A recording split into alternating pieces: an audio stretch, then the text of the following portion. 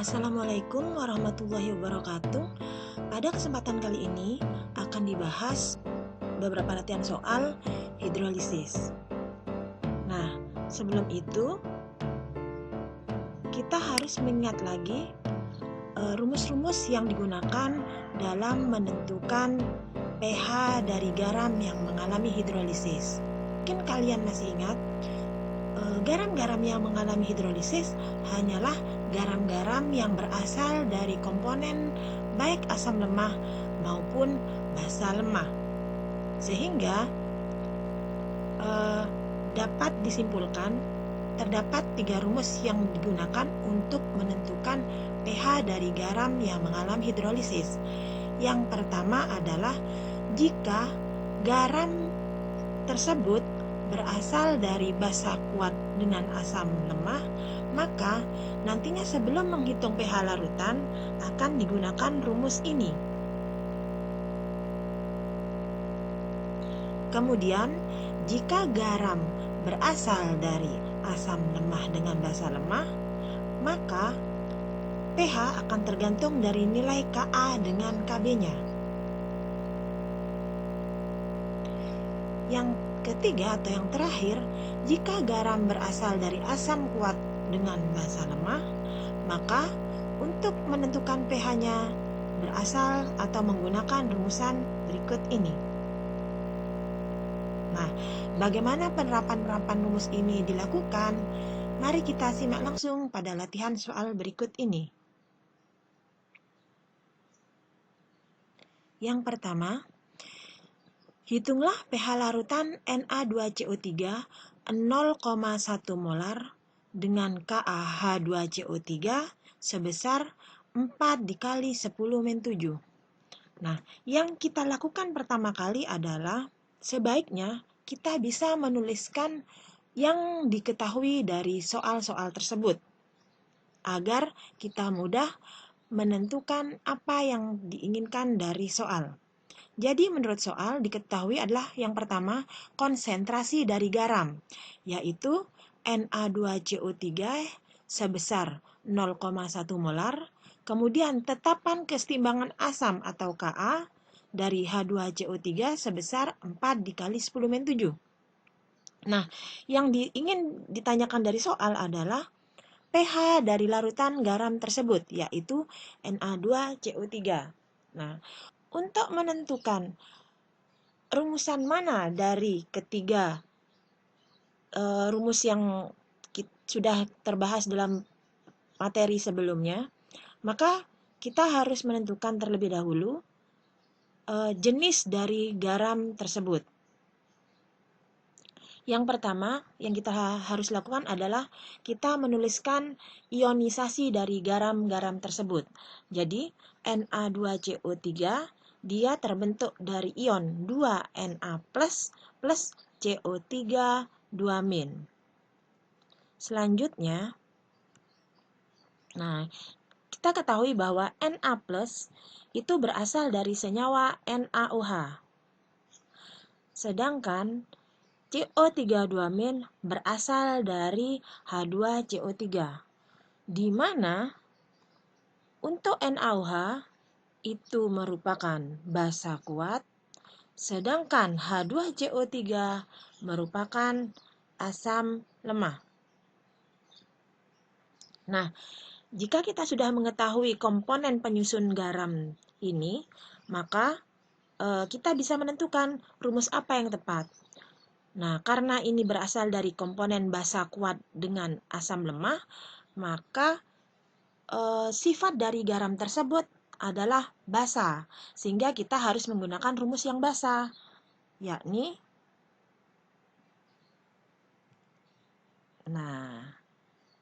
OH-.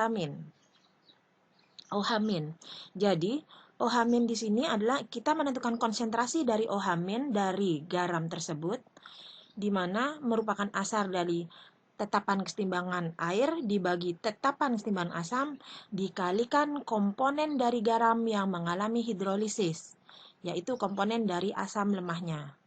Jadi kita harus mengetahui konsentrasi dari CO3 2-. Nah, caranya adalah kita harus menuliskan kembali ionisasi tadi. Kita menuliskan ulang. Kemudian diketahui tadi bahwa konsentrasi dari Na2CO3 adalah sebesar 0,1 molar. Nah, di rumus ini kita memerlukan konsentrasi CO3 2-. Jadi memerlukan konsentrasi ini. Maka untuk mencari konsentrasi dari CO3 2- adalah melalui koefisien yang ditanya, yaitu CO3 2- dibagi koefisien yang diketahui, yaitu Na2CO3, dikalikan molaritas yang diketahui, yaitu molaritasnya Na2CO3. Sehingga didapatkan seperti ini. Koefisien dari CO3 adalah sebesar 1. Karena apa? Dia tidak pada angka di depan molekul itu tidak ada. Jadi jika tidak ada maka menunjukkan jumlah koefisiennya adalah 1. Jadi 1 di sini. Sedangkan yang diketahui tadilah Na2CO3, di sini juga tidak ada angkanya di depan senyawanya, maka koefisiennya juga 1. Dikalikan molaritas yang diketahui, yaitu molaritasnya Na2CO3. Sehingga dikalikan 10 min 1, pangkat min 1. Sehingga diketahui konsentrasi CO3 2- adalah sebesar 10 min 1 molar. Nah, jika sudah mengetahui nilai ini, maka kita kembali masukkan ke rumusan ini tadi. Nah, seperti ini hasilnya. Konsentrasi OH- sama dengan nilai KW itu akan selalu 10 min 14 dibagi KA diketahui 4 dikali 10 min 7 dikalikan konsentrasi CO3 2- tadi melalui perhitungan adalah 10 min 1. Sehingga didapatkan nilainya sebesar 5 dikali 10 min 5. Itu adalah konsentrasi OH-. Padahal yang ingin ditanyakan adalah pH. Nah, otomatis kita masih memerlukan langkah berikutnya untuk mengkonversi ke nilai pH. Yang dilakukan yaitu dari nilai konsentrasi OH-, kita konversikan nilainya ke pOH. Jadi, pOH merupakan min log konsentrasi dari OH-. Sehingga bisa dituliskan pOH sama dengan min log 5 dikali 10 min 5 atau 5 dikurangi log 5. Nah, diketahui bahwa 14 sama dengan pH ditambah pOH. Sehingga untuk mencari pH adalah 14 min pOH. Sehingga pH larutan garam tersebut didapatkan 14 dikurangi 5 min log 5. Dan didapatkan sebesar 9 plus log 5 atau sebesar pH 9,7. Ini merupakan pH dari larutan garam Na2CO3.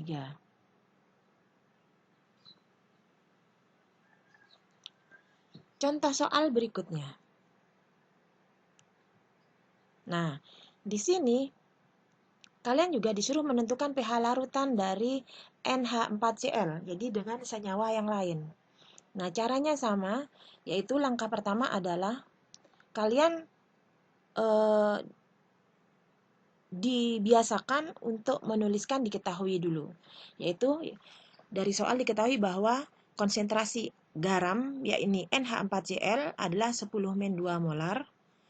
Kemudian nilai tetapan kesetimbangan basanya adalah 2 dikali 10 min 5. Nah, yang ditanyakan adalah pH larutan dari NH4Cl yang merupakan garam.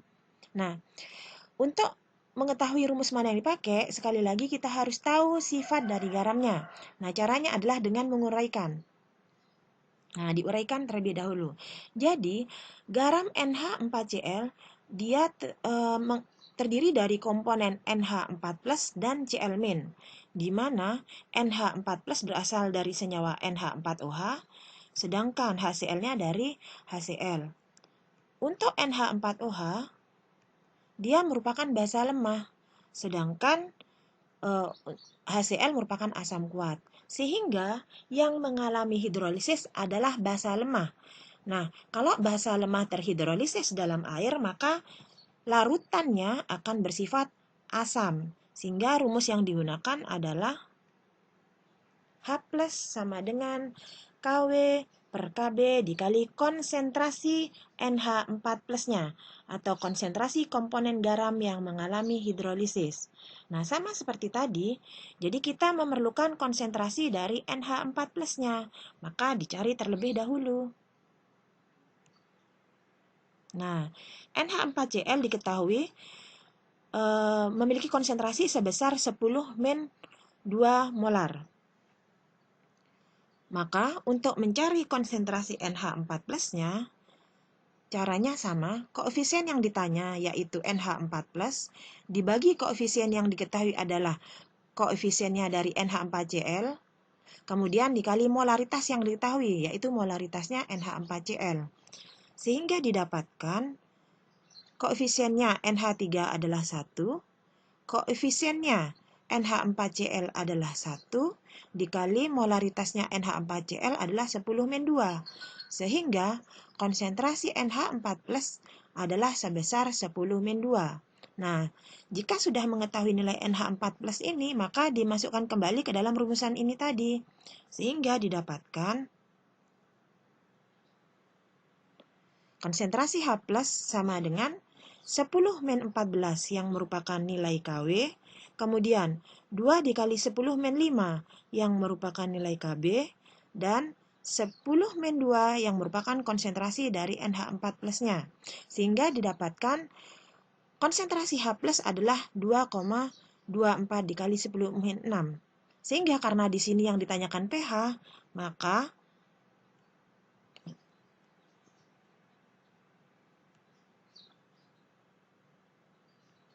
pH sama dengan men-log H+.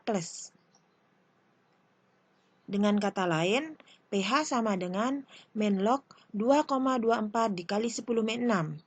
Atau pH sama dengan 6 men-log 2,24. Atau dapat juga dituliskan pH-nya bernilai 5,65. Gimana? Sudah paham?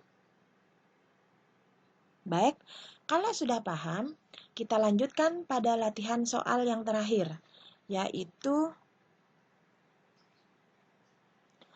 larutan garam NH42CO3, di mana dia memiliki KaH2CO3 sebesar 10-4 dan Kb NH4OH sama dengan 10-6. Nah, cukup dengan membaca dari soal saja dapat kita ketahui bahwa jika larutan garam tersebut memiliki nilai Ka dengan nilai Kb, maka otomatis garam tersebut berasal dari asam lemah dengan basa lemah. Namun kita bisa menjawabnya prosesnya seperti tadi. Jadi tuliskan yang diketahui dahulu, yaitu konsentrasinya sebesar 10-1 dari garamnya. Kemudian Ka dengan Kb-nya dituliskan atau diketahui. Selanjutnya ditulis ditanyakannya. Dan berikutnya adalah untuk menentukan jenis dari komponen penyusun garam tersebut.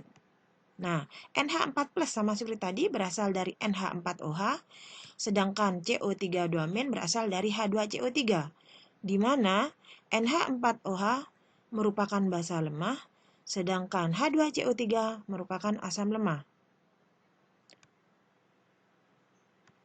Sehingga untuk menentukan pH dari larutan adalah menggunakan rumusan ini. Konsentrasi H plus sama dengan akar dari KW dikali Ka per Kb. Di mana kita langsung masukkan saja angka-angkanya, maka KW 10-14, Ka-nya 10-4, kemudian Kb-nya 10-6. Maka didapatkan konsentrasi H plus sebanyak 10-6. Nah, dari konsentrasi H plus kita konversikan ke nilai pH. Maka didapatkan pH sama dengan men-log 10-6 atau pH bernilai 6. Demikian pembahasan dari soal-soal hidrolisis Semoga kalian memahami dan bermanfaat. Wassalamualaikum warahmatullahi wabarakatuh.